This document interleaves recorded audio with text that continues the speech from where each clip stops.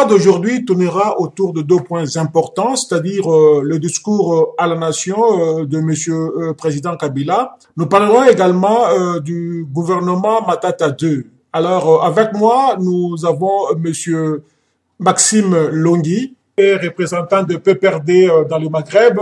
Nous avons l'équipe d'analystes de la VDC, nous avons M. José Kapajika et nous avons Antoine Kapila, ils sont tous de la VDC, des analystes sur les événements de la République démocratique du Congo et d'ailleurs. Alors, bonjour chers amis, nous commençons par M. Maxime Longhi. Est-ce que vous pouvez dire à ceux-là qui nous suivent qui vous êtes, un peu d'informations sur votre parti politique, le PPRD? Merci beaucoup, monsieur Kayembe. J'en profite également pour saluer les autres compatriotes analystes qui sont avec nous. Donc, je suis monsieur Maxime Longhi, Massamba, le représentant du Parti du peuple pour la reconstruction et la démocratie pour le Maghreb. Donc, je suis là, bien sûr, pour essayer d'apporter encore certaines informations et éléments par rapport au discours sur l'état des lieux de la nation du chef de l'État, le camarade Joseph Kabila, et également par rapport au gouvernement de cohésion nationale qui venait d'être mis en place. Nous avons Antoine, est-ce qu'il y a un mot, et puis José. Eh bien, bonjour chers internautes, moi c'est Antoine Kapila, j'interviens à partir du Canada. Donc, effectivement, c'est juste pour faire mon analyse sur le discours de la nation que le président de la République démocratique du Congo a tenu devant les deux chambres de représentants réunis ensemble. Bonjour, chers amis. Moi, c'est José Kapajika. J'interviens à partir de la Suède par rapport au sujet du jour. Donc, nous sommes là pour vous servir. Alors, donc, Kayembe, qui est le modérateur aujourd'hui, mais sans doute, je donnerai aussi mes points de vue, puisque l'enjeu sur lequel nous allons nous atteler aujourd'hui est des grandes envergures. Alors, nous commençons par le PPRD avec Maxime. Maxime, le président s'est adressé à la nation. Brièvement, qu'est-ce que vous avez retenu? Quelles sont les grandes orientations de son discours décrié par l'opposition en général?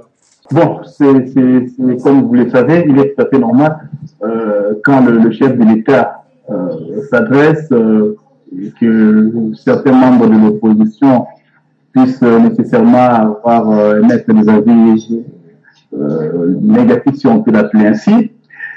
Mais vous le savez bien sûr que c'est prévu par la Constitution. Chaque année, le chef de l'État doit s'adresser à la nation devant le Congrès, ça veut dire les deux chambres du Parlement, l'Assemblée nationale et le Sénat réunis. Nous avons retenu beaucoup de choses, entre autres ce qui a été réalisé durant l'année 2014, donc partant de décembre 2013 à nos jours, et par rapport à ce qui sera fait bien sûr pour l'année prochaine et l'année 2016 aussi. Ce que nous pouvons retenir concrètement, c'est dans plusieurs domaines. Je parlerai dans un premier temps en ce qui concerne d'abord au niveau de l'éducation nationale, je parlerai de l'économie, je parlerai des élections, et les élections essentiellement, ce qui intéresse encore un peu plus le Congolais, pas mal de personnes, c'est en rapport bien sûr avec le fameux article 220 de la Constitution. Le chef de l'État nous a présenté, bien sûr, ce qu'on peut considérer comme étant un bilan de ce qui a été réalisé durant cette année. Ce qui concerne d'abord, on commencera par le domaine de l'éducation. Vous êtes sans ignorer qu'aujourd'hui, la communauté internationale, ou l'ONU, précisément l'UNESCO, bien sûr, a félicité le gouvernement congolais par rapport à ce qui a été réalisé durant cette année par rapport, bien sûr, à l'éducation. Vous êtes sans ignorer également que le Premier ministre Augustin Matata Tamponio aujourd'hui le parrain de l'éducation, parce qu'on considère qu'il y a pas mal de choses qui ont été faites dans ces domaines. Cette semaine même, il y a la directrice générale de l'UNESCO accompagnée par le représentant spécial du secrétaire général en matière de l'éducation, l'ancien Premier ministre britannique Gordon Brown. Monsieur Maxime, est-ce que peut-on circonscrire notre débat d'aujourd'hui exactement sur ce que le président a parlé? Nous savons qu'il y a des choses qui ont été faites, il a parlé de cela, mais parlons un peu des points spécifiques dans son discours. Puisque vous essayez un peu de développer les prouesses d'autres ministres, ce qui est une bonne chose, mais néanmoins, parlons de ce que le président a parlé. Je suis en train de parler de l'éducation. Le chef de l'État avait parlé de l'éducation. Donc, ce qui a été réalisé, ce qui a été salué également par la communauté internationale. Donc, puisque c'est quelque chose de bien, moi, je pense qu'il est tout à fait normal, bien sûr, de pouvoir quand même faire une mention spéciale par rapport à celle-ci. Le chef de l'État avait confié à ce gouvernement la tâche de pouvoir construire environ 1000 écoles. On a observé quand même il y a 500 écoles qui ont été construites ou réhabilitées cette année, ce qui est quelque chose, bien sûr, de très intéressant, très important, bien sûr, pour notre pays. Le chef de l'État estime quand même qu'on ne peut pas parler de l'avenir du Congo tout en négligeant, bien sûr, l'éducation nationale. Il faut, bien sûr, créer les conditions nécessaires pour que nos enfants puissent étudier dans de très bonnes conditions, parce que le Congo des demain, bien sûr, appartient avant tout à la jeunesse.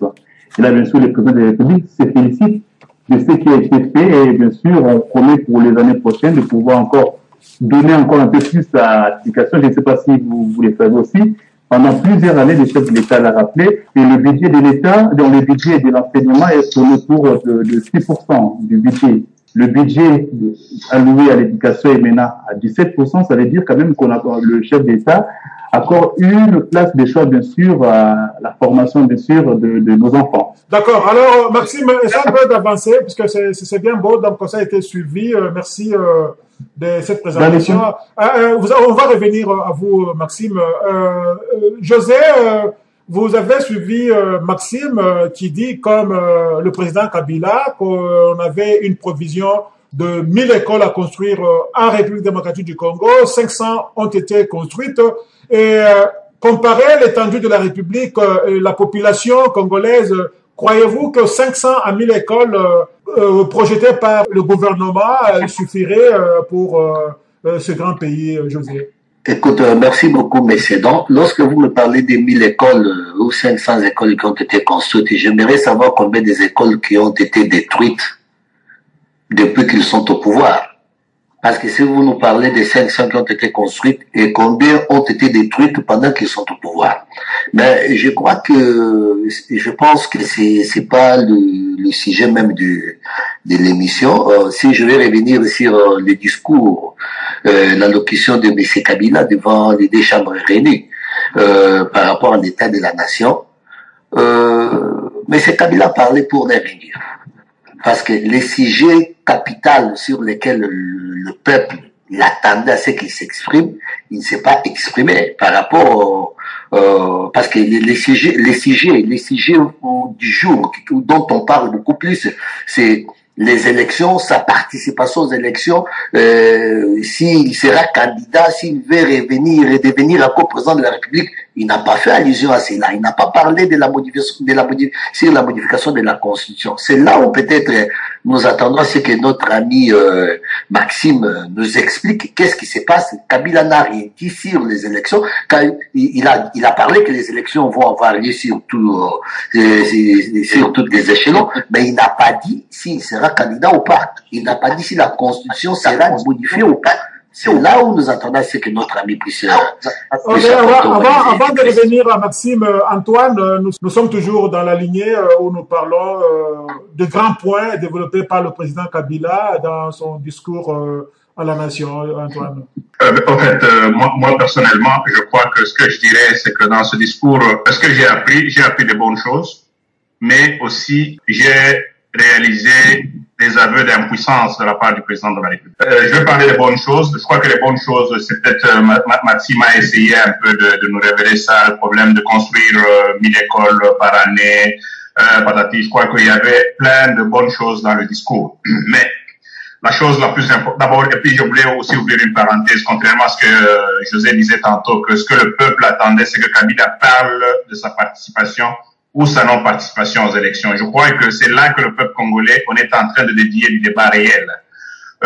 Et je crois même, là j'en appelle à toute l'opposition entière, c'est d'arrêter de se mettre dans, parce que j'appelle ça une distraction pure et simple, où il faut demander à quelqu'un qui est en plein exercice de son mandat s'il va se représenter, oui ou non. Bien sûr, c'est une question légitime qui peut continuer à se poser, mais cette question ne doit pas empêcher l'opposition à s'organiser comme il faut afin d'affronter n'importe quel candidat, soit-il. Ça, je ferme la parenthèse parce qu'à regarder ce qui se passe, l'opposition n'est pas organisée. Ils y font un peu en vrac, ce qui n'est pas bon pour notre pays. Je reviens à ce que je disais tantôt, c'est qu'il y a eu de bonnes choses dans le discours, mais il y a eu des aveux d'échecs. Il y a eu des aveux d'échecs. Pourquoi je parle des aveux d'échecs? Nul ne peut pas oublier que le président Kabila, quand il est venu au pouvoir, il avait parlé, je crois que de la modernisation, quelque chose dans ce sens-là. Je sais pas comment est-ce qu'ils appellent ça au Congo. Donc, quand on parle de la modernisation, il y a des éléments très importants sur lesquels il faut se baser. C'est sur le social. Je crois que quand tout le monde qui a écouté le discours comme moi, à moins que peut-être moi je l'ai écouté autrement, mais j'ai senti cet aveu d'impuissance pour ce qui est du social du peuple congolais, parce que il a reconnu que sur le secteur macroéconomique les choses marchent bien, mais je crois qu'il l'a dit lui-même, parce que quand il a parvenu à le dire dans un discours politique, on cherche toujours à maquiller les échecs. Mais à ce point-là, il a dit que le peuple ne vit pas comme il faut. Ça veut dire quoi? Ça veut dire que c'est un aveu d'échec sur le plan social. Le gouvernement a complètement échoué. Le gouvernement Moi, c'est de cette façon, c'est ça ma lecture de ce discours-là. Ok, merci. Le gouvernement a échoué du point de vue social. Le président n'a pas donné le calendrier complet des élections, n'a pas dit au peuple si oui ou non il va se représenter, Maxime. Bon, je m'en vais avant tout répondre, essayer un peu de recadrer un peu le débat par rapport à l'intervention de notre compatriote José. Il est très important de pouvoir rappeler quand même à nos compatriotes que le discours du chef de l'État sur l'état de la nation est prévu par la Constitution. Le chef de l'État ne s'est pas présenté au palais du peuple pour parler de sa candidature ou pas, ou de l'article 220 ou pas. L'état des lieux, comme le nom l'indique, c'est bien sûr pour faire un rapport par rapport à ce qui a été prévu. C'est un bilan. Donc, ce n'était pas pour venir parler de la candidature ou pas. Donc, quand notre compatriote José dit que le peuple a été dessus, où tout le monde s'attendait à cela, donc c'est-à-dire, d'abord, on n'a pas compris pourquoi le chef de l'État devait faire l'état de la nation. Ça n'avait rien à voir avec ces débats-là. Et moi, je suis tout à fait d'accord avec ce que notre ami Antoine vient de dire. Il faut arrêter de porter des accusations pour rien, parce qu'aujourd'hui, comme l'autre ami Antoine a dit, que ce soit le président Kabila ou que ce soit quelqu'un d'autre, il faut que l'opposition s'organise. Mais l'opposition ne doit pas s'organiser en fonction de la candidature ou pas du président Kabila. Ça n'a rien à voir avec ça. Vous comprenez? Ça veut dire l'opposition est désorganisée et on cherche à faire porter la responsabilité à quelqu'un d'autre. Ce n'est pas ça notre problème.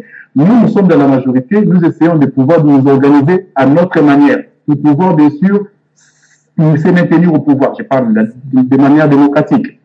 Et c'est à l'opposition également de pouvoir s'organiser, voir dans quelle mesure prendre le pouvoir, de manière aussi démocratique. Oui, excusez-moi, là, on n'a pas demandé à Maxime à répondre, et c'est un conseil que Antoine a donné à l'opposition, mais du côté de gouvernant, il a exprimé qu'il y a un aveu d'impuissance.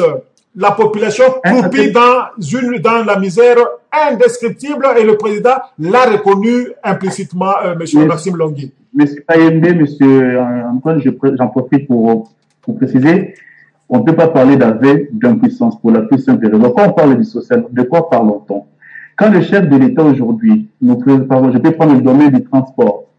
Vous savez, je ne sais pas, ça fait combien de temps nous avons, parmi nous, s'il y a des gens qui ont été à Kinshasa il y a quelques années au pays, vous ne pouvez pas dire que le chef de l'État n'a pas parlé du social ou il avait de puissance, alors déjà qu'on parle déjà du domaine des transports. Aujourd'hui au moins, vous savez qu'au Congo, à Kinshasa, nous disposons d'une société de transport, ce qui n'existait pas, une société qui compte au moins 810, ce qui n'existait pas. Vous n'allez pas dire. Ce n'est pas ça seulement, ça c'est pas seulement le social. Parlons des salaires. Parlons des salaires, parlons de la vie. La population ne sait pas où quel sens c'est voué, monsieur Maxime Longuet. êtes en train de parler du social, je suis en train de parler aussi des domaines qui touchent directement le social. Mais pour monter dans ces bus, il faut être payé. Il faut être payé pour monter dans ces bus. Il faut se le chef de l'État a parlé aussi, ils sont payés. Le chef de l'État a parlé aussi du parc agro-industriel qu'on a lancé dernièrement. On a créé des emplois avec ça.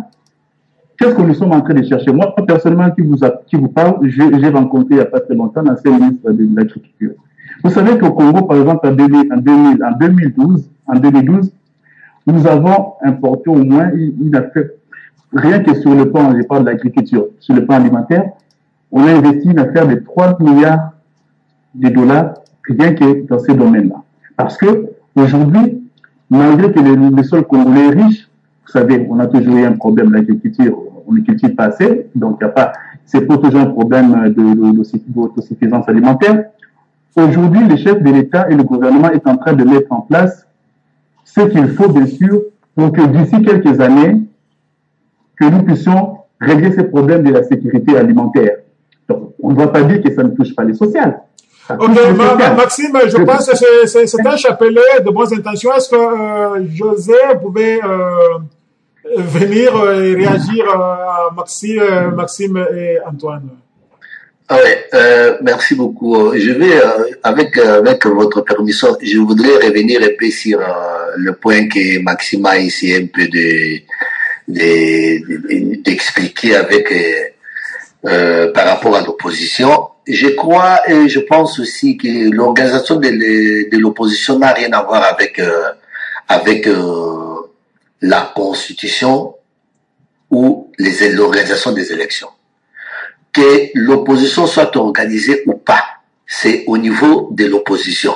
Mais nous parlons, j'ai soulevé un point qui est par rapport aux retouches de la constitution de l'article 220, de la modification de la constitution et de la candidature de Kabila.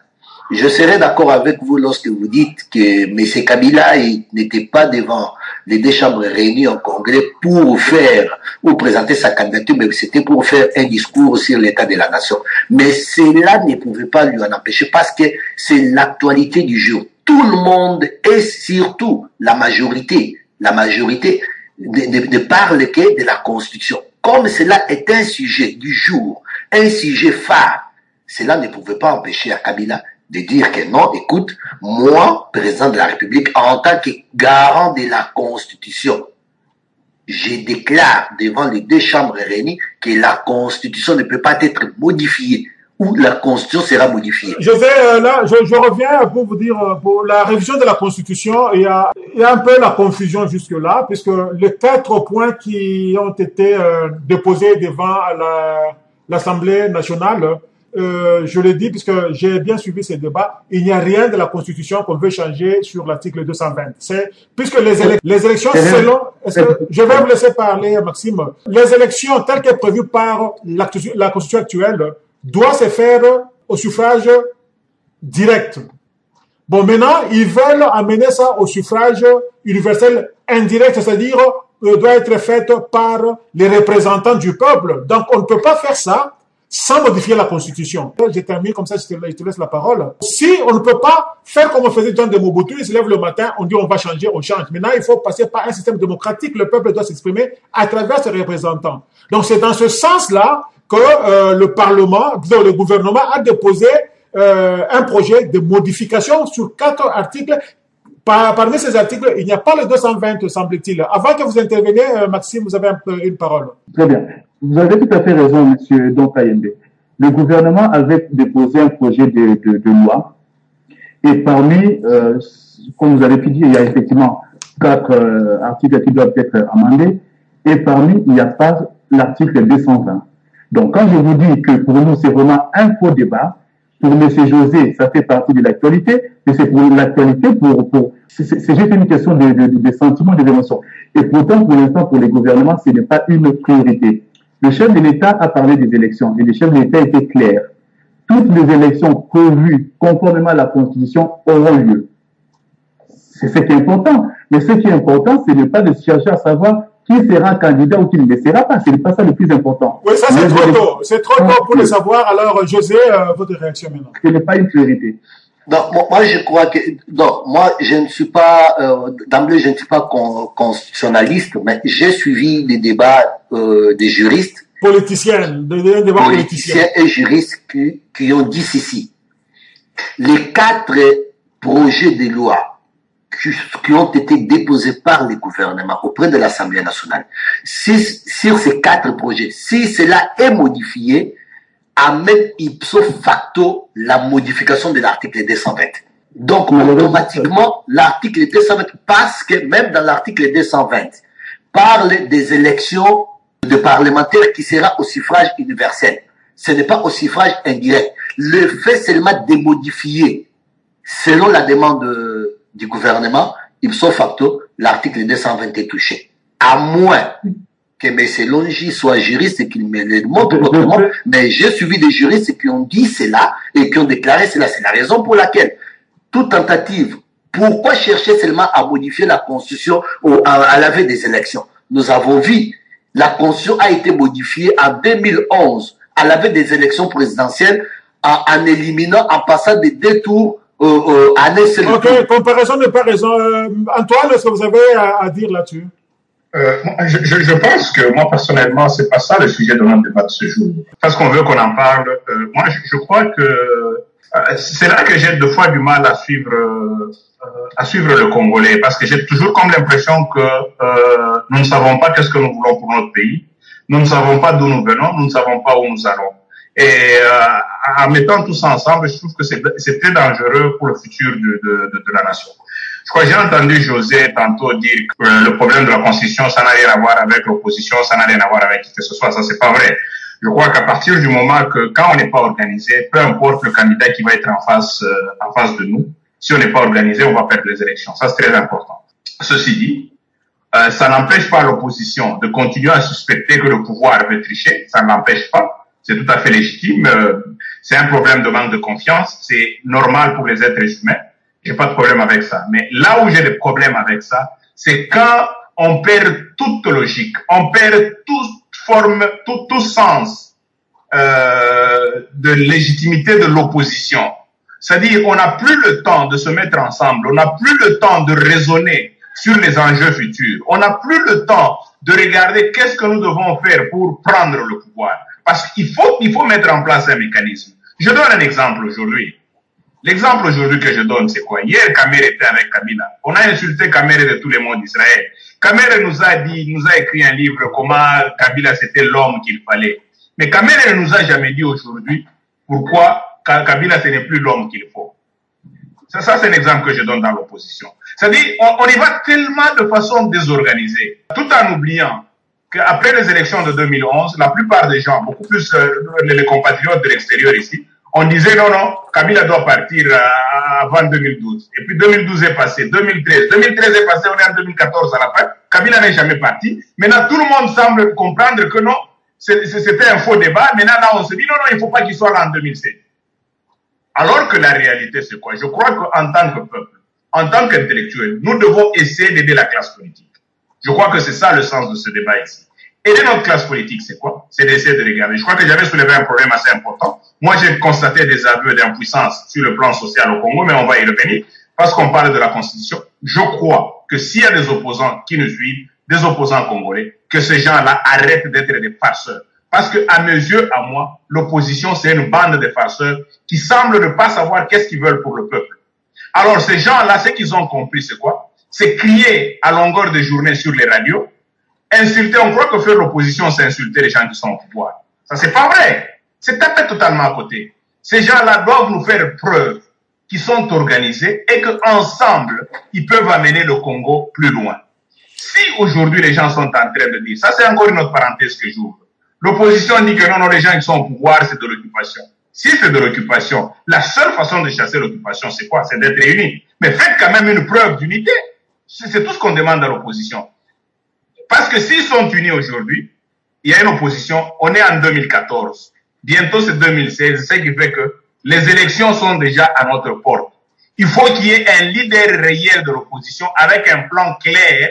Et avec ce plan clair, ils vont essayer de marteler à la population, expliquer à la population, voilà notre vision, voilà où on veut amener le Congo, voilà pourquoi vous devez nous choisir. Mais dans l'entretemps, cela ne les empêche pas à continuer à contrôler le pouvoir pour que la Constitution ne soit pas modifiée pour...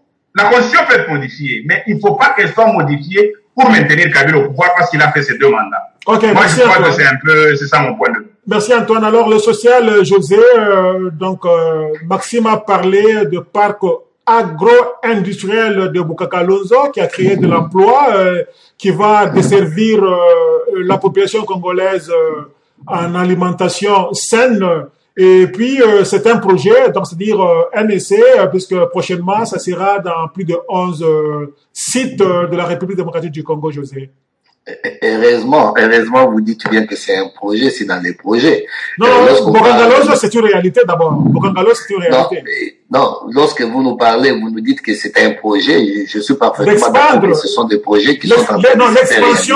L'expansion est un projet, mais Boukakalonzo est une réalité. Le parc agro-industriel de Boukakalonzo par rapport à la domaine présidentielle de l'Ancélé d'Aïpen que nous avons, que Mobutu avait mise en place, le problème n'est pas de de créer tout cela, c'est la gestion même, le suivi de la gestion. Voyons voir ce qu'il adviendra. Moi, je souhaite bien, bravo, ils ont mis quelque chose, et là, ils ont fait quelque chose de bien. Je ne peux pas dire que c'est pas encourageant, c'est encourageant, mais voyons voir ce qu'ils feront. S'ils parlent de social, qu'il y a eu 800 bus, il y a eu une société de transport avec 800 bus comme ils venaient de les soulever, mais moi, c'est à moins qu'il ne soit pas quelqu'un qui vivait à Kinshasa. Nous avons connu la société OTCZ, nous avons connu la société STK, nous avons connu la Sotras, nous avons connu Citytrain, nous avons connu la Transam. Il y a eu pas mal de sociétés de transport qui ne sont plus en vie. Est-ce que ce qui est là est positif ou pas, José? Le fait de mettre en place un système de transport, c'est déjà encourageant. Okay, il y a un point de départ, il faut encourager. Ok, Maxime, nous revenons maintenant aux écoles. Vous avez parlé d'un projet de 1000 écoles, 500 complétés. Voir l'étendue de la République, voir la population scolarisable, est-ce que vous pouvez vous taper sur la poitrine que vous avez fait quelque chose pendant les 13 dernières années du président Kabila au pouvoir? C'est donc, il faut toujours commencer quelque part. Voilà, j'ai dit, il faut toujours commencer quelque part. Et c'est ce qui a été fait, tu ne le connais pas. Le Congo est vaste, ça c'est une réalité, mais construire 500 écoles en une année... C'est une goutte d'eau dans la mer. Ce n'est pas une goutte d'eau, parce que il ne faut pas voir le Congo, parce que peut-être vous êtes aux États-Unis, en Occident. Il faut essayer de comparer aussi avec nos amis africains, nos voisins ici. Il faut voir. Si vous pouvez prendre le Gabon, Mali, tout ça, essayez de comparer. Si par exemple vous pouvez aller au Mali, si en une année on a pu même construire 10 écoles, vous ne trouverez pas. Mais si au Congo on construit 500 écoles, on ne peut pas dire que c'est une goutte d'eau dans l'océan. Mais si on doit les comparer par rapport à des grandes puissances, oui, c'est une goutte d'eau dans l'océan. Mais essayons d'essayer de comparer par rapport à nos amis africains. C'est quelque chose qui est très apprécié. Je reviens à ce que je vous disais tout à l'heure. Ce n'est pas pour rien que la directrice générale de l'UNESCO était à Kinshasa. Parce que c'est quelque chose à saluer. On parle aujourd'hui de la gratuité de l'enseignement primaire. Pour poser la question. Ce qui n'est pas une réalité, puisque nous continuons à envoyer l'argent pour payer les minervales encore au pays. Primaire, monsieur Kayembe, c'est une réalité. Vous pouvez poser la question. Posez aussi la question à nos amis africains dans d'autres pays. Demandez si dans ces pays-là, au niveau de l'école primaire, si l'enseignement est gratuit. Oui, je connais des écoles. En Zambie, l'école primaire est gratuite. Il y en a combien en Afrique? Moi, je peux vous en citer maintenant une dizaine. Même on peut prendre une trentaine de pays. Mais, Maxime, écoutez, nous insistons sur quelque chose qui n'est pas une réalité, c'est un projet, puisque toutes les écoles congolaises primaires, secondaires ne sont pas gratuites. Nous continuons à envoyer l'argent pour assister ceux qui sont au pays à payer les frais scolaires à l'école primaire, s'il vous plaît. C'est pas une réalité. Nous qui sommes ici au Maroc, les Marocains de l'étranger envoient l'argent. C'est tout à fait normal. Nous parlons de gratuité de l'école. l'enseignement primaire est gratuit et c'est reconnu. Il ne faut pas confondre avec des écoles privées. Si vous envoyez l'argent qui est dans une école privée, c'est tout à fait normal. Mais tout enfant qui est dans une école officielle, l'enseignement primaire est gratuit. Ok, alors Maxime, écoutez, le temps nous fait défaut. Alors, un mot chacun de vous, un mot chacun de vous sur le discours à la nation du président Kabila avant qu'on parle du gouvernement Matata 2. Alors là, je commence par Antoine. D'abord, je voulais juste intervenir un peu sur le social ici, et puis je vais faire un petit mot, mais je vais être très très bref. Je pense que pour ce qui est des écoles, je crois que c'est comme José l'a dit, les bonnes choses, il faut toujours les encourager. Je crois que si on fait 500 écoles au Congo, je pense que c'est un coup de chapeau. Même ici, le gouvernement n'arrive pas à faire 500 écoles en une année. Je crois que ça, c'est un coup de chapeau pour le Congo. Mais le vrai problème du social, je crois que évidemment, l'école fait partie du social. Ici où? Ici en Occident. Ça peut être au Canada, ça peut être aux États-Unis. Le gouvernement ne construit pas 500 écoles en une année. Bon, ça, c'est évident. C'est la qualité d'école aussi qu'il faut parler. Hein. Pas n'importe quoi. De toute façon, peu importe, il y a un problème de budget. Je peux donner un exemple. Le budget du Congo n'est même pas le budget d'une ville ici. Donc, ça, c'est juste une parenthèse que je voudrais ouvrir et fermer vite. Donc, c'est juste pour comprendre que envoyer l'argent, les Chinois envoient l'argent en Chine. Je pense que le problème est à ce niveau-là. Les bonnes choses, encourageons-les, que le gouvernement continue à faire les écoles. C'est déjà une bonne chose. À réhabiliter les écoles, à réhabiliter, c'est une bonne chose. Boukangalonzo, c'est une bonne chose. Je crois que c'est comme José l'a dit tantôt. Maintenant qu'ils ont fait ces choses-là, ils doivent penser au management. Il faut bien gérer ces choses-là pour que ça traîne pour longtemps. Mais le problème que je pose, moi, sur le social, c'est je crois que le président l'a dit dans son discours, le macroéconomie, c'est pas ça. Le problème, c'est que je vais donner un exemple très simple. Le Congolais est en train de souffrir. Il y a le Chinois qui s'occupe du petit commerce au Congo. C'est inacceptable dans tout pays. Ça veut dire quoi? Ça veut dire que le pouvoir est impuissant devant certains faits sociaux réels. Pourquoi le Chinois doit vendre des beignets? Est-ce que peuvent-ils nous dire pourquoi le Chinois doit les vendre au marché? Pourquoi le Pakistanais doit avoir une quincaillerie sur le coin de la rue? Pourquoi l'Indien doit avoir une petite pharmacie dans une rue? Et je crois que c'est là que le gouvernement a failli au social. C'est là que le gouvernement a failli. Ça, c'est des petites choses qu'on doit donner aux Congolais. Le Congolais n'a pas de travail.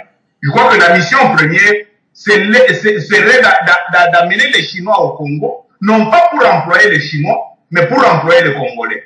Amener les Pakistanais au Congo, non pas pour employer les Pakistanais, mais pour employer les Congolais. Amener les Belges au Congo, non pas pour employer les Belges, mais pour employer les Congolais. Mais qu'est-ce qu'on voit? On voit les choses à l'envers. C'est-à-dire le petit commerce, on les laisse aux étrangers. Les Chinois qui arrivent, qui amènent leur main-d'œuvre. Je crois que c'est des choses inacceptables. C'est là que je dis que le Congo a failli complètement à sa mission de protéger sa population sur le plan social. Ok, José. Je dirais que par rapport au discours de M. Kabila sur l'état de la nation, moi, je m'attendais beaucoup plus à ce qu'il nous parle au niveau des aspects politiques par rapport à l'avenir du pays, pas par rapport à ce qu'il a fait et ce qu'ils ont mis en place, les projets agroéconomiques et du social. Le social comme il a fait, c'est une bonne chose. Mais je m'attendais beaucoup plus qu'il nous donne la vision politique pour l'année prochaine et pour sur l'organisation des élections.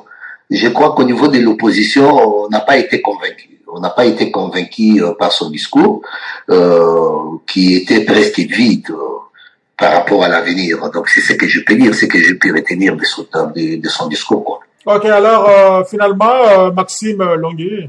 Moi, je me réjouis d'une chose, M. Bonkayembe. Je remarque quand même, j'observe avec beaucoup de joie que même les discours de l'opposition ont changé. C'est bien illustré par notre ami José. Aujourd'hui, on ne parle plus du bilan. Comme quoi, ne fait rien. Le gouvernement ne travaille pas, il n'y a pas d'amélioration. Maintenant, aujourd'hui, les vrais débats pour eux, c'est l'article 220. Alors qu'il est arrivé un moment, on ne parlait pas de ça, on parlait plutôt, voilà, il y a tel problème. C'est tellement que tout le monde est conscient que ce gouvernement est en train de travailler sérieusement. Il y a des preuves palpables. Ils n'ont plus rien à dire. Ça, je me réjouis. Et maintenant, on change. Maintenant, on veut parler de la candidature du chef d'État. Moi, je pense que ce qui est important pour notre peuple, comme disait notre ami Antoine, je suis plus ou moins d'accord avec lui quand il fait allusion aux Chinois. Oui, il est de notre responsabilité en tant que gouvernement protéger avant tout le petit commerce. Le petit commerce doit devenir des droits aux Congolais. Il est tout à fait anormal de trouver un Congolais, un Chinois en train de vendre des beignets. J'entends bien. On doit faire le nécessaire, bien sûr, pour que le petit commerce revienne des droits aux Congolais. Il a donné pas mal d'exemples. Quand on fait venir un Pakistanais, oui, c'est pas créer les emplois, mais ne pas engager le Pakistanais au détriment des Congolais. Je suis tout à fait d'accord avec lui. Mais le phénomène chinois, ce n'est pas seulement chez nous, ce n'est pas mal congolais, même là où moi je suis, les Marocains en parlent aussi, même dans des soupes dans la Médina ici, on retrouve des Chinois en train de vendre de babouches. Donc, ce n'est pas un mal congolais, mais cela ne veut pas dire que nous devons rien faire pour protéger les intérêts de notre population. Voilà. Bon, là, avant d'échanger des fusils d'épaule, certains disent que Kabila a falsifié l'histoire de la République. Il a cité un bon nombre de personnes, descendants d'eux, mais il a sauté Mobutu. Donc, vous voulez dire que Mobutu n'a pas créé une histoire dans cette République-là où il a tout fait, il n'a pas fait que du mal. Mobutu a fait quand même que... Là où Kabila a prononcé son discours, c'est un bâtiment construit par l'intelligence de Mobutu. Mais quand il citait les gens qui l'ont précédé, il n'a pas fait allusion à Mobutu, José. Non, mais c'est donc, mais si tu viens de dire quelque chose qui est tout à fait logique, c'est ce que Joseph Kabila a oublié que l'immeuble dans lequel il faisait son discours, cet immeuble a été construit pendant les règnes de Mobutu. Mobutu a dirigé le pays pendant plus de 32 ans. Même si Mobutu était mauvais, mais l'histoire ne peut pas être falsifiée. Mobutu a été bel et bien président de la République démocratique du Congo de 1965 à 1997. 94, date à laquelle il a quitté le pays. Ne pas reconnaître Mobutu, citer par exemple Kizenga. Qu'est-ce que Kizenga a fait pour le pays? Parce que Kizenga a été Premier ministre pendant aussi ces 2 ans. Ça, c'est, on peut ou ne pas vraiment, on peut avoir une mauvaise foi, mais l'histoire de la République démocratique du Congo ne peut pas être falsifiée par la seule volonté d'un seul homme. Maxime. Il devrait citer Mobutu. Mais surtout ma déception à moi a été de voir que dans cette salle, dans cette auguste assemblée, il y avait des gens qui ont travaillé avec Mobutu pendant toutes ces années. Des gens comme les Kengo Adondo, qui étaient là, qui applaudissaient pendant que leur histoire politique, qui les colle sur la peau, venait d'être effacée par un arriviste. Maxime, falsification de l'histoire. Il n'y a pas falsification de l'histoire. Je pense quand même qu'il faut bien suivre les discours du chef de l'État. Non, parlons seulement des gens qu'il a cités. Il a cité les gens clairement, Maxime. Est-ce que c'était délibéré ou bien c'est puisque c'était leur ennemi quand ils venaient? Ça veut dire quoi? Il faut essayer d'analyser qu'est-ce que le chef de l'État a voulu dire, qu'est-ce que le chef de l'État a cherché à passer comme message. Ne nous emportons pas et évitons tous ces genres que je peux considérer comme état de fanatisme. Qu'est-ce que le chef de l'État? Quand le chef de l'État parle de Béatrice Pakavita, elle n'a jamais été présidente de la République. Quand elle parle, le président de la République parle de Simon Kimbangu, n'a jamais été président de la République. C'est l'histoire qui a marqué le pays, mais Mobutu a marqué l'histoire du pays de deux côtés, positif et négatif, monsieur Maxime Longuet. Ce n'est pas ce que le chef de l'État, c'est pas ce que les... Alors dites-nous exactement ce qu'il voulait dire. Dites-nous exactement ce qu'il voulait dire. Ce que le président de la République a voulu faire passer comme message, c'est quoi? Le chef de l'État parlait de la souveraineté. Comme quoi? Donc Mobutu a bradé la souveraineté Mobutu. Un peuple mature, c'est un peuple qui a toujours voulu, qui a toujours tenu à sa liberté. C'est ainsi que le chef de l'État a fait allusion en Pakavita, c'est qui n'a jamais été politicien, qui n'a jamais été premier ministre. Non. On a fait allusion à elle, on a fait allusion à Simon Kimbangu. Ça n'a rien à voir à ce qu'on est en train de raconter, comme quoi le chef de l'État a cherché à déviser ou à faciliter. S'il vous plaît. Je me permets de pouvoir vous rappeler que le président Kabila a toujours eu de très bonnes relations avec le Mobutu et le président Kabila n'a rien contre Mobutu. Ok, on avance le temps. Antoine, on avance à Maxime, tu vois. Je pense que, moi, je ne pense pas que ça soit vraiment un débat que Mobutu n'est pas, enfin, que le nom de Mobutu ne soit pas cité dans cette Ça fait partie de l'histoire. Kabila a fait l'histoire. Non, laisse-moi donner mon point de vue, laisse-moi finir. Moi, je ne pense pas que le problème, je crois que c'est qu'on essaie un peu de commun accord avec Maxime. Le problème, c'est le contexte dans lequel le discours a été fait. C'était quoi le contexte? Ici, on parlait de l'indépendance du Congo. On ne parlait pas des gens qui sont au pouvoir. C'est-à-dire, moi, à mon entendement, j'aurais regretté, par exemple, j'aurais souhaité, ça c'est un exemple que je donne, j'aurais souhaité qu'on cite d'autres noms comme les Kimba, les Kalonji, les noms comme ça, de toute façon, parce que l'histoire ici, je crois que le message qu'il voulait donner, c'est les gens qui se sont battus pour que notre peuple soit libre. Mobutu l'a fait. Non, Mobutu s'est battu plus que Mobutu. Oui, Mobutu ne l'a pas fait. Mobutu a hérité le pouvoir. Mobutu. Non, pour Antoine, Kizenga s'est battu plus que Mobutu. Kizenga s'est battu.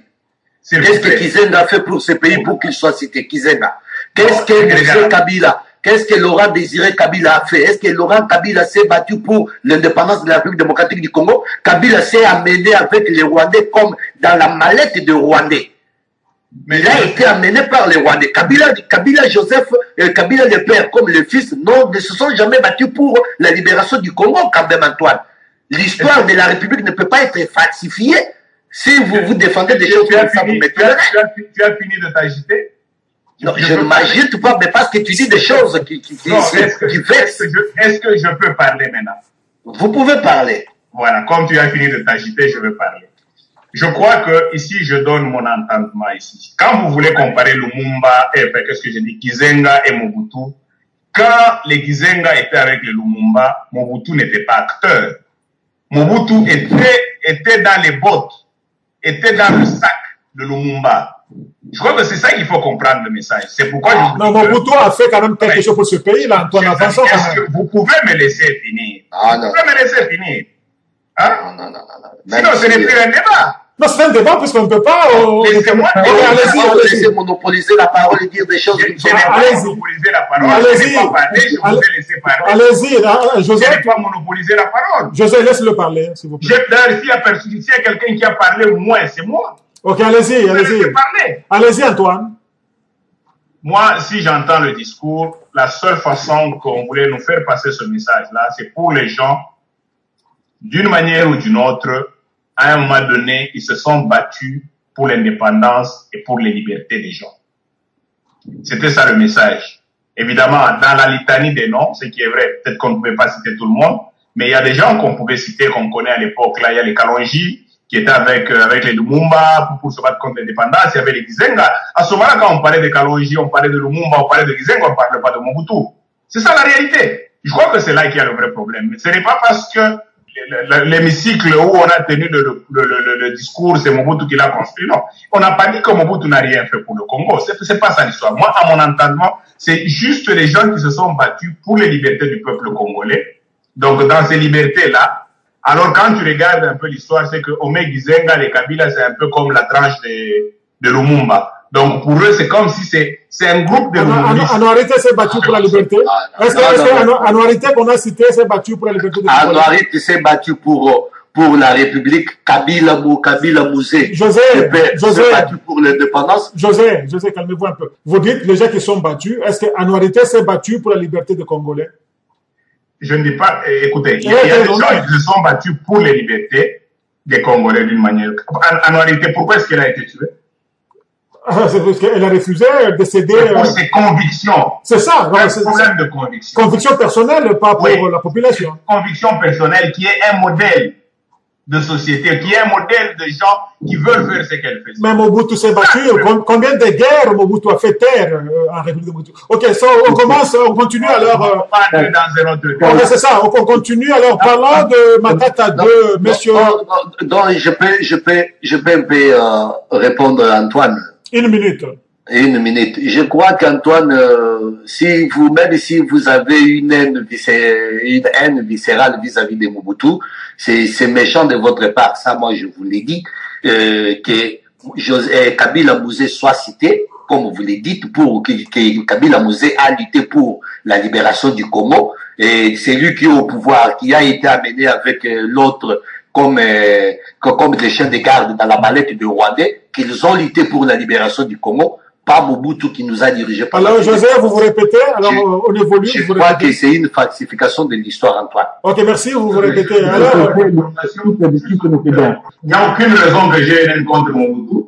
La seule chose que j'ai contre Mobutu, c'est le fait que Mobutu, si nous sommes dans la pourriture aujourd'hui, à 90%, c'est à cause de Mobutu. Si nous sommes dans la pourriture, c'est juste ça mon point de vue. Ça n'a rien à voir de haine. Ok, le dernier mot. Excusez-moi, le temps file, s'il vous plaît. Nous donnons le dernier mot à Maxime qui veut parler. Voilà, donc moi je suis tout à fait d'accord avec M. Antoine. Donc, je tiens à préciser que le régime, le président Kabila n'a rien contre Mobutu. Le président Kabila n'a pas cherché à délimiter Mobutu. Ce que les autres ont essayé de faire, les camarades et consorts, c'est ce qu'on appelle de la récupération politique. C'est vraiment des opportunités situationnelles. On veut, quand il y a quelque chose, on veut sauter là-dessus et chercher à créer. Et on appelle ça de bonne politique, Maxime. Alors, parlons de Matata 2. Après plus d'une année de promesses, finalement, Matata 2 est là.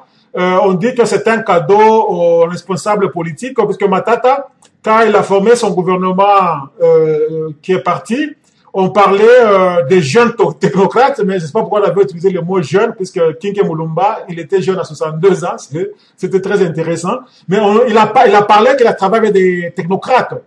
Mais aujourd'hui, nous voyons que le retour des têtes de fiches des partis politiques, Maxime, est-ce qu'une façon de les compenser puisque leur mandat tend vers la fin? Il n'y a pas de récompense, M. Kayem. Je ne sais pas si vous vous savez encore que c'est un gouvernement qui est mis en place, faisant suite, bien sûr, aux concertations du dialogue dialogue national. Dialogue national par rapport à la cohésion nationale plutôt. Alors, le fait de faire appel ou le retour de certains chefs de partis politiques, c'est pas pour récompenser qui que ce soit. On estime qu'il est tout à fait normal. Si vous pouvez regarder dans ces gouvernements, il y a d'un côté le secrétaire général de MLC, qui est M. Thomas Louaka, qui n'est pas du PPRD de la majorité présidentielle. Non, nous ne disons pas ça. Il a quand même peut-être des fiches d'un parti politique, c'est ce que nous disons. Pourtant, on peut accepter que le chef de MLC entre dans les gouvernements, il est tout à fait normal également que le secrétaire général du PPRD ou le président de l'ARC, Olivier Kamitet, entre dans les gouvernements. Ce n'est pas une façon de récompenser. On a besoin, nous sommes dans un gouvernement, nous sommes dans une république, on essaie de voir qui peut faire quoi par rapport, bien sûr, parce qu'il faut savoir d'abord que ce gouvernement a une mission précise.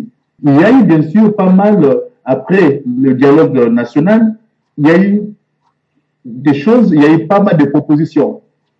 Il y a pas mal de choses qui doivent être faites. Alors, selon la vision du chef d'État, selon la vision également du Premier ministre, on choisit des personnes qui sont en mesure, bien sûr, de pouvoir exécuter convenablement des propositions ou des résolutions qui ont été prises lors de ces dialogues intercongolais. Donc, pendant des dialogues nationaux, ça n'a rien à voir avec des récompenses. C'est juste qu'on met des personnes qu'il faut par rapport à une mission, par rapport à ce qui doit être fait. Ok, avant que je n'aille aux autres intervenants, Maxime, il y a deux failles qu'on a constatées. On a divisé un seul ministère de l'Éducation en trois, ce qui est un pléthore. Et puis des deux, il y a absence totale du ministère social. Quand Kabila parle que nous allons travailler sur le social, mais il n'y a pas un ministre des Affaires sociales et humanitaires. Est-ce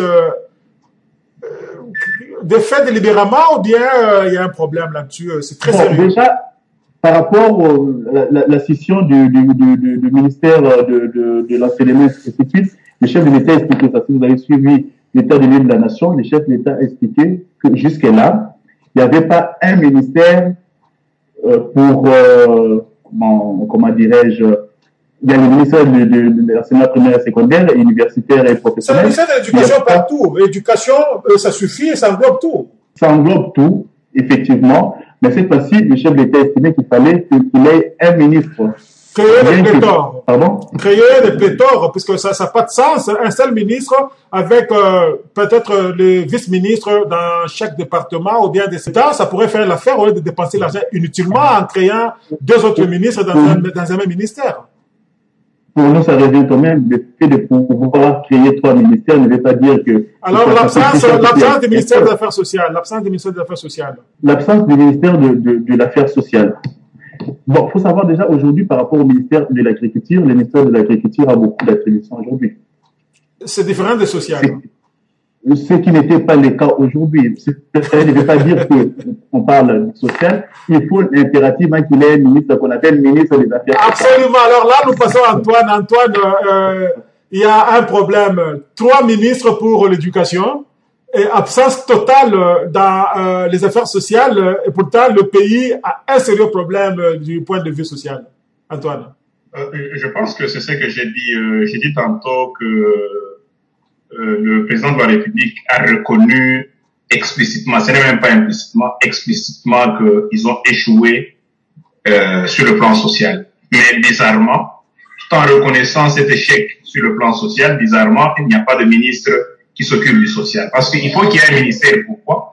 D'autant plus que le vrai problème au Congo, l'un des vrais problèmes, il y en a beaucoup, mais l'un des vrais problèmes du Congolais aujourd'hui, c'est le social. C'est que partant de ce fait que le social est un sérieux problème, il fallait qu'il y ait un ministre qui doit coordonner la politique sociale.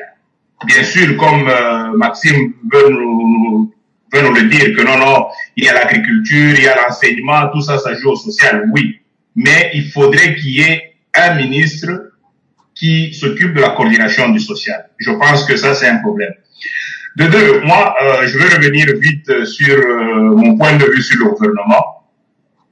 Je ne vois pas tellement que c'est des récompenses aux gens. Je crois que les gens qui sont au pouvoir, ils ont le droit de nommer qui ils veulent. Il n'y a pas de problème à ce point-là. Ça, c'est mon point de vue. Ils peuvent nommer qui ils veulent. Des technocrates et des politiciens, maintenant sont des politiciens. Ils peuvent faire un cabinet politique. Ils peuvent faire un cabinet de technocrates. Ça, c'est un choix du gouvernement. Ça n'a rien à voir avec nous autres. Okay, ils ont été élus. Ils font des choix qu'ils veulent.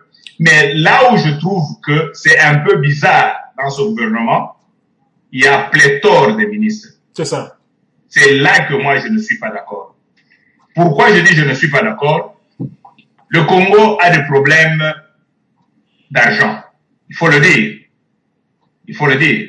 Parce que même le président lui-même, je crois quand vous suivez bien son discours, il a expliqué que le cuivre qu'il vendait, il y avait un certain prix. Pourquoi? Parce que la plupart des entreprises minières au Congo ne payaient pas la taxe sur la redevance. C'est que chaque fois qu'ils faisaient les bénéfices, ils ne payaient rien. Ils ne payaient rien parce qu'ils devraient récupérer leur capital. Ce qui est tout à fait normal, ça se fait même en Occident ici. Et qu'à partir de l'année prochaine, ils vont commencer à payer leurs taxes sur la redevance. Mais ceci dit, donc vous n'avez pas assez d'argent, vous créez beaucoup de ministères. Parce que créer beaucoup de ministères, c'est créer beaucoup de frais en même temps. Alors je me demande, est-ce qu'il y avait-il un besoin au Congo d'avoir un si gros cabinet ministériel? Je ne pense pas. Moi, j'aurais souhaité qu'on fasse un cabinet beaucoup plus réduit, mais avec des gens plus compétents et plus efficaces qui vont rendre service à la nation. Merci, José. Particulièrement, je n'ai pas été intéressé par ces gouvernements parce que la politique de ceux qui gèrent le pays ne m'intéresse pas. Aussi longtemps que je suis en train de combattre ceux qui sont au pouvoir. Donc, ce qu'ils ont fait là ne m'intéresse pas. Donc, le problème du pays ne t'intéresse pas. Quand on peut mettre n'importe qui, la personne que vous combattez, c'est Kabila. Tout le monde peut voler, tout le monde peut faire toutes les choses. Vous vous en foutez. Parce que ceux qui sont là, moi, je les combats. Je combats ce pouvoir avec les chefs qui sont au pouvoir. Aussi longtemps que je combats le pouvoir, c'est qu'ils font mettre les gouvernements, les ministres qui sont ministres, qui ne le sont pas, c'est leur affaire. Alors, ils se partagent le magot comme ils veulent. Un langage de combattant, on combat un gouvernement à 10 000 km et vous dites que vous faites un combat, c'est vraiment illusoire. Alors, Maxime, quand on combat quelqu'un à la télévision et puis vous... Ok, Maxime, c'est un peu de revenir sur le gouvernement. Est-ce que La mission qui se sont assignés, croyez-vous que dans les 2 ans, parce qu'une année pratiquement, parce que la deuxième année, c'est l'année électorale, dans une année, est-ce que vous pensez qu'ils peuvent faire mieux que ceux qui sont sortants? Bon, déjà, avec le gouvernement sortant, il y a pas mal de choses qui ont été réalisées. C'est juste la continuité. Hein. Donc, c'est pas que c'est un gouvernement qui viendra carrément, on va carrément changer de politique. En dehors de ces recommandations qui ont été faites lors du dialogue, du débat national, ça sera la continuité.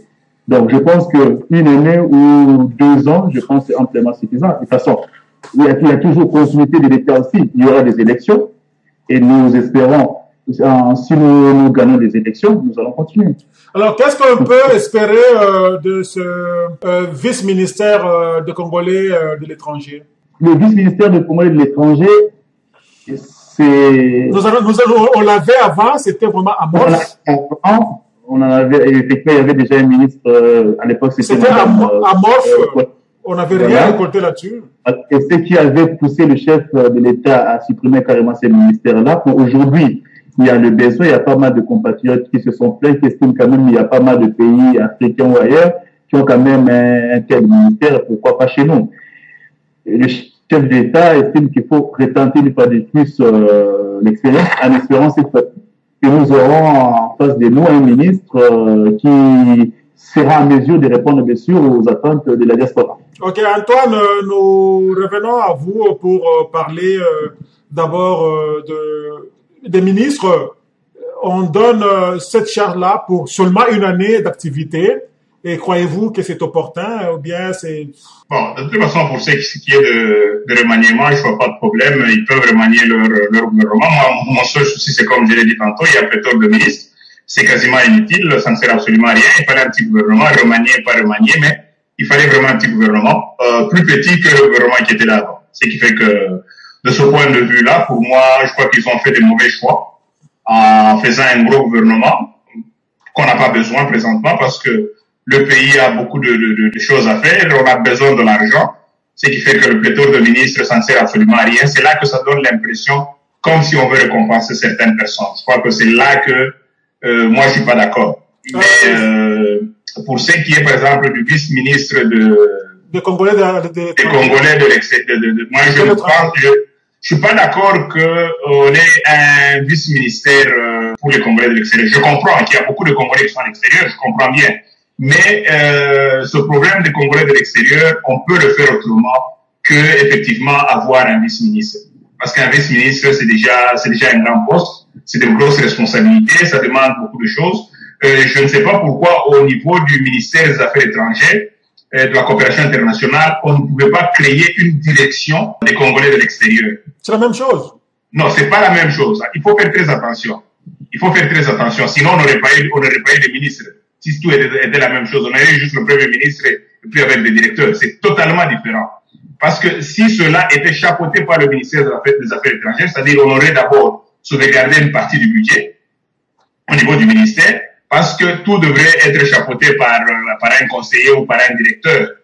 Ou au niveau même à ce moment-là, ce qu'on devrait faire, c'est quoi? C'est faire des ramifications. Au niveau des ambassades, on pourrait prendre un secrétaire, un chargé d'ambassade qui devrait ouvrir une cellule pour essayer de parler avec les Congolais de l'extérieur, et puis quelque part, on essaie de chapeauter ça quelqu'un au niveau du ministère à Kinshasa, fait la coordination de ces différentes, de tout ce qui se passe dans les différentes ambassades avec les Congolais de l'extérieur. Moi, je ne pense pas que ça servait nécessairement à avoir, je comprends bien on veut aller vers le Congolais de l'extérieur, mais on pouvait le faire autrement que passer par un vice-ministre.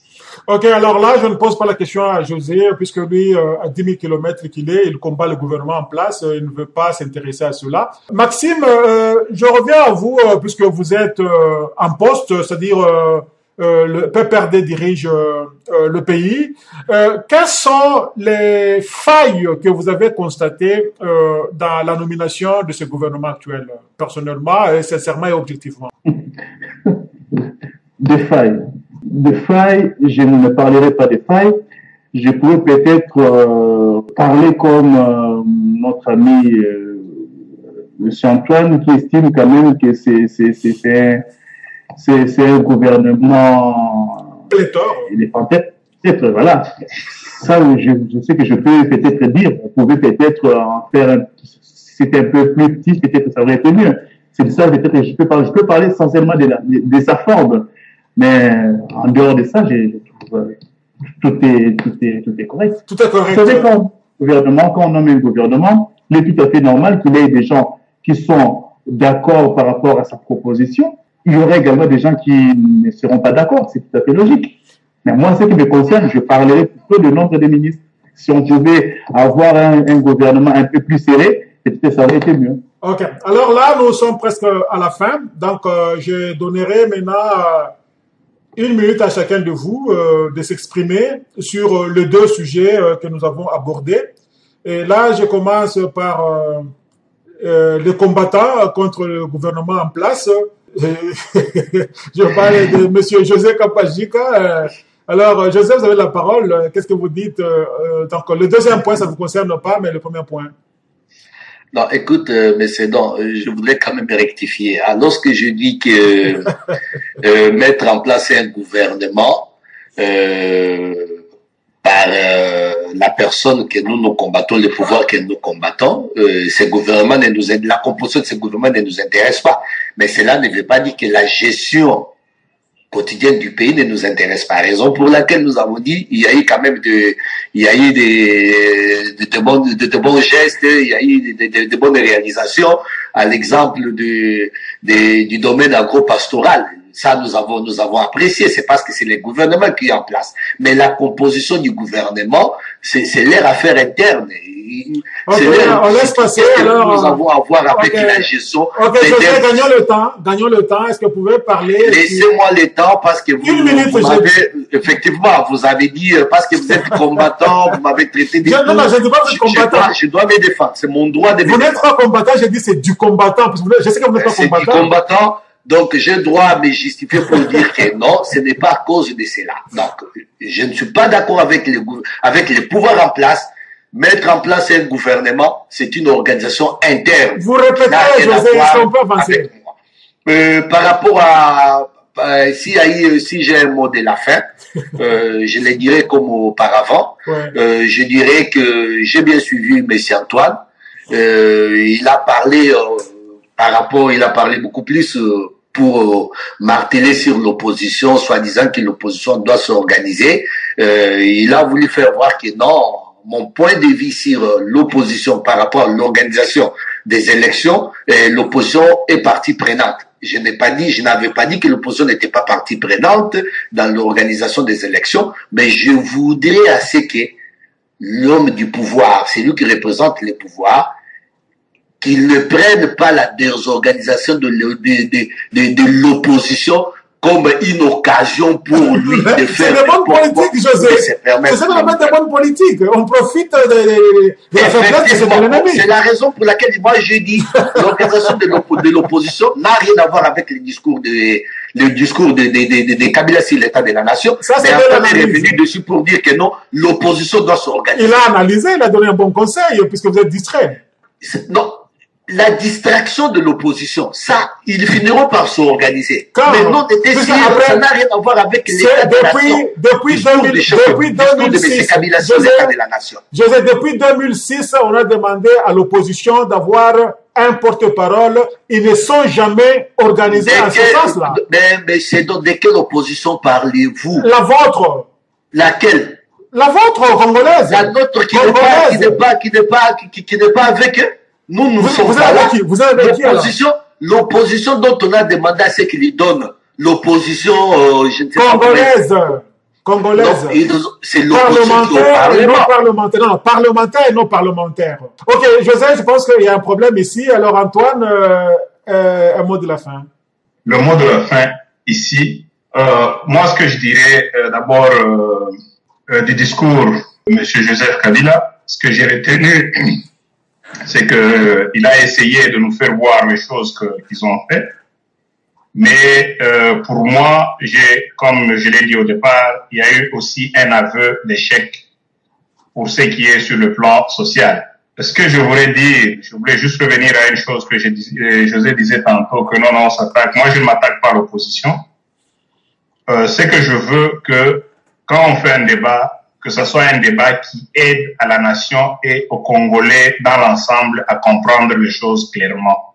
Le Congo est tellement dans la confusion que tout le monde dit du n'importe quoi. À un moment donné, on ne sait plus qu'est-ce qu'on veut. Je veux dire une chose. Vous savez, on s'est mis tellement dans la logique de vilipender Kabila.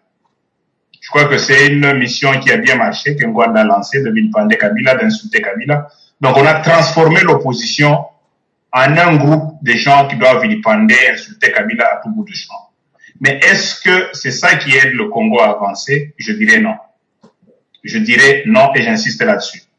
Pourquoi? C'est-à-dire, nous qui avons cette opportunité de passer un message à travers une radio, à travers une télévision, je pense que nous avons aussi cette responsabilité d'essayer d'amener notre peuple à faire de bons choix dans l'avenir. Les bons choix, pour bien les faire dans l'avenir, on les fait dans l'organisation. Une élection se prépare. C'est là que je revenais encore une fois à l'opposition. C'est pas ce que José voulait me faire dire. Moi, j'ai pas dit ça. Quand je reviens encore à l'opposition, c'est parce que si on veut l'alternance, quand on parle d'une alternance au pouvoir, ça veut dire qu'il y a quelqu'un qui est au pouvoir. L'alternance, c'est celui qui n'est pas au pouvoir, qui cherche à aller au pouvoir. Chercher à aller au pouvoir ne veut pas dire que tu auras le pouvoir à tout prix. C'est là que nous devons commencer à comprendre. Or, pour avoir un pouvoir, il faut s'organiser. C'est là que j'insiste sur un fait. L'opposition désorganisée ne permettra pas cette alternance d'arriver. Ça, c'est très important. Vous pouvez négliger ça. José peut prendre ça comme il veut. Mais en bout de ligne, on va arriver en 2016, on va changer de discours comme on est en train de le changer. On était en 2011, on disait en 2012 Kabila va partir. En 2013, il va partir.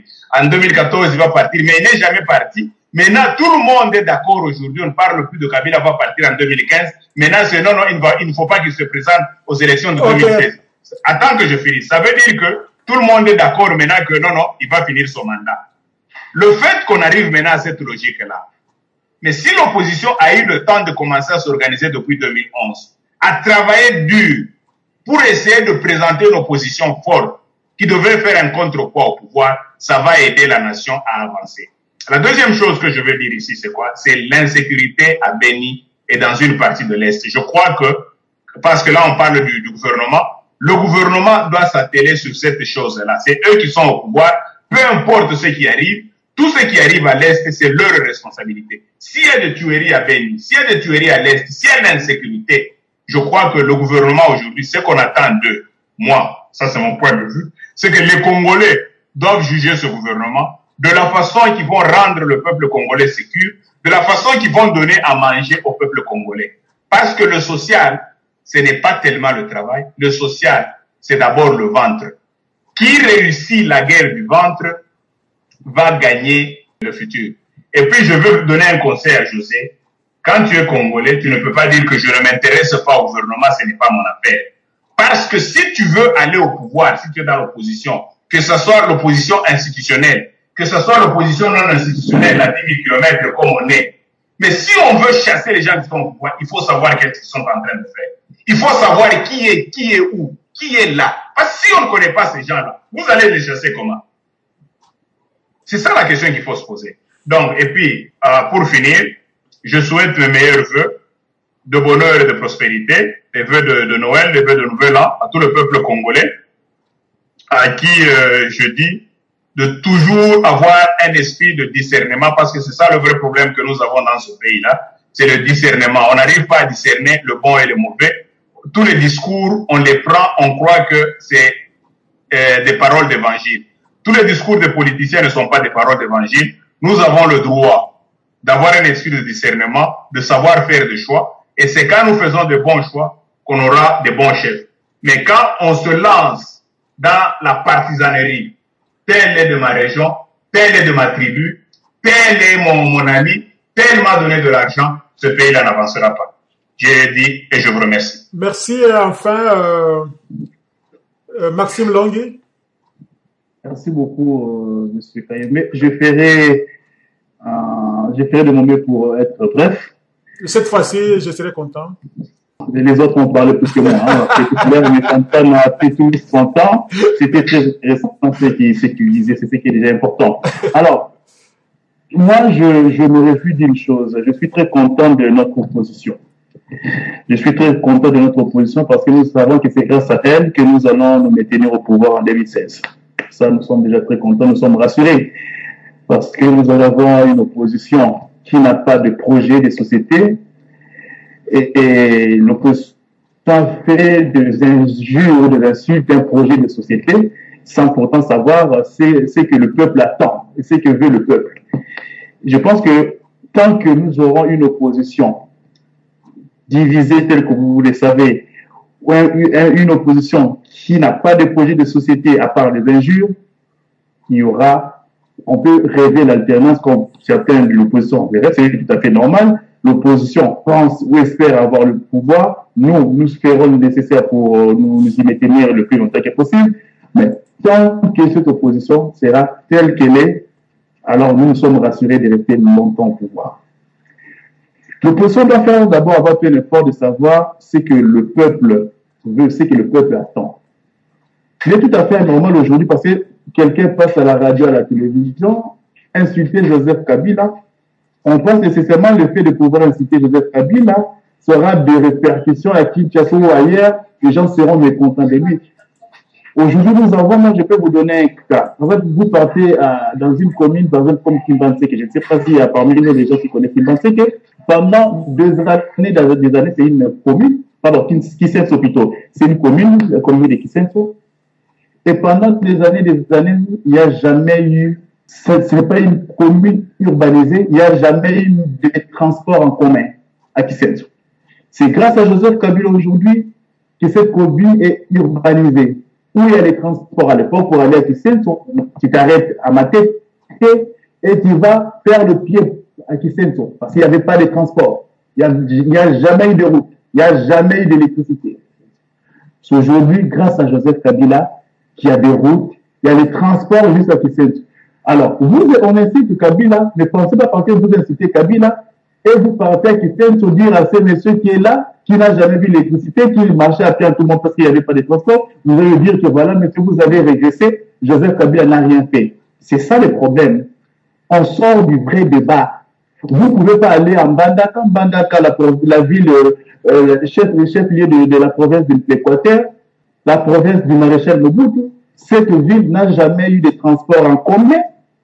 Mais aujourd'hui, quand vous arrivez en Mbandaka, il y a des transports en commun, vous n'allez pas, vous pouvez pas aller en Mbandaka dire à ces gens-là, monsieur, vous avez régressé, parce que maintenant, il y a possibilité de pouvoir circuler. Il y a beaucoup d'exemples qu'on peut donner qui montrent effectivement que le Congo va mieux. Et c'est ce qui fait des fois du mal à notre opposition. Aujourd'hui, j'aimerais dire quand même d'un côté, on ne parle plus de nos problèmes, on ne dit plus que ce gouvernement ne travaille pas. Maintenant, on change, on préfère parler de l'article 220. Parce que même l'opposition elle-même aussi est consciente, en commençant par le chef de l'opposition, le leader charismatique, qui disait, oui, il y a à part ces quelques routes ou tous ceux-ci qui ont été réhabilités. C'est-à-dire, même le chef de l'opposition est conscient qu'il y a un gouvernement qui est en train de travailler. Ça veut dire que nous sommes fiers. Nous savons que grâce à cette opposition qui n'a pas de projet de société, nous resterons le plus longtemps que possible au pouvoir. Ok, merci. Une fois de plus pour conclure, M. Kayembe, je sais que notre ami Antoine Dissé, c'est très important. Nous devons de temps en temps savoir discerner, savoir analyser les discours du chef de l'État, comme quoi le président de la République a voulu chercher à dénigrer Mobutu et ainsi de suite.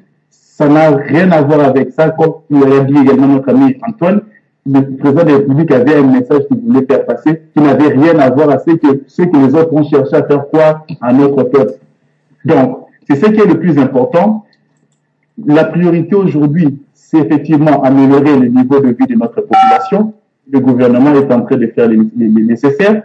Il est de notre responsabilité de pouvoir sécuriser Béni, qui est au Congo, et nous devons toujours multiplier les efforts dessus pour que tout Congolais soit dans de très bonnes conditions. C'est aussi, j'en profite également pour bien sûr reformuler également, présenter les également le meilleur à notre peuple. et bien de bonnes choses également à toutes vos familles respectives aussi, vous qui êtes avec moi en ce moment. Merci une fois de plus. Merci. Donc, c'est avec plaisir qu'on a fait ce débat combien constructif. Merci à tous les trois. Nous espérons qu'on a manqué de faire passer ça en image. J'ai essayé de voir 2 minutes, c'était très bien sur les images. Donc, notre prochain débat sera en direct sur la télévision. Merci et à la prochaine. Merci beaucoup. Merci beaucoup. Merci beaucoup. Merci beaucoup. Merci beaucoup. Merci beaucoup. Merci beaucoup. Merci beaucoup.